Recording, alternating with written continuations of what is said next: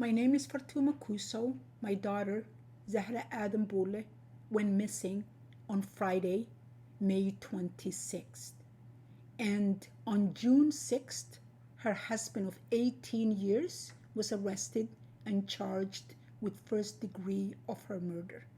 But I am not here today to talk about the issues, the narrative, the stories surrounding on her final days. I don't want to answer, and I don't have the answer to the what and the why and the where and the how.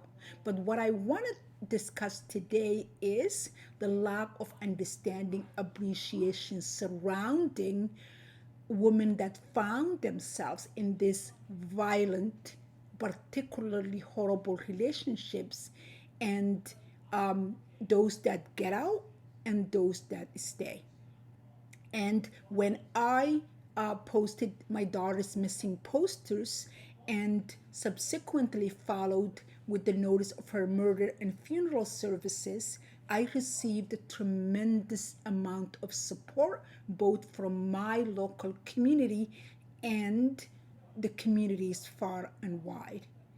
But among that support, I also noticed comments, statements that started with if. And I thought those statements, even though were stated by particular people, it spoke to a larger issue. And in my situation, the what if was if your daughter was married to somebody from the same community, this would not have happened. If your daughter was back in the motherland, this would not have happened. So that speaks to this idea of domestic violence, intimate partner violence is specific to certain communities and not impacting other communities. It's specific to some geographical location and not the others.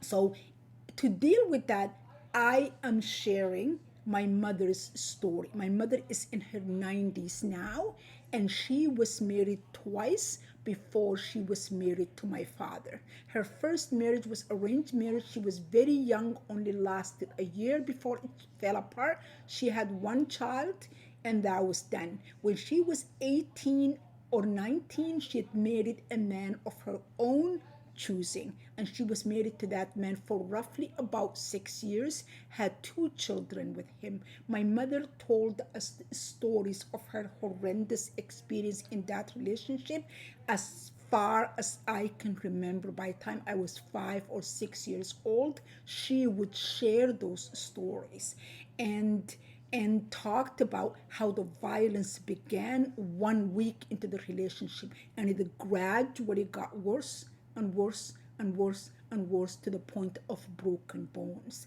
And my mother arrived at a point where she thought if she did not get out, he was going to kill her.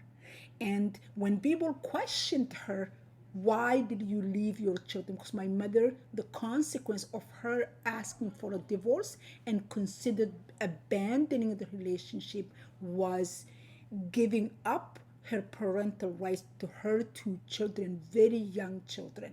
And she wasn't able to re-establish communication with them until their father died and the children came looking for her. So she had to give that up. And when people that heard her story tell her, how could you leave your children? No mother should leave children. She would say, absent mother is better than a dead one, realizing that if she stayed, he would have killed her. So that was the cost to my mother for leaving that relationship. For trying to leave the relationship, she had to give up her children, two children. And if you are a mother, you know how challenging and horrific that is. And my daughter, in her attempt to leave, cost her her life. So staying, women suffer, endure a deep cause, which is the violence against them. And leaving is a deep cause. In my mother's case, she had to give up her children. In my daughter's case, it cost her her life.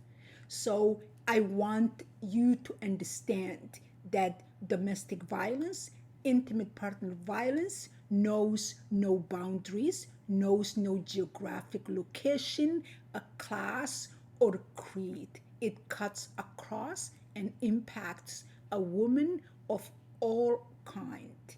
If you're a woman who's experiencing domestic violence right now, or you are a survivor of domestic violence, or if you know a woman that survived a domestic violence or is still living in domestic violence, please share you don't have to share a name, but share the experience in the comment section, and I will share those in my next video.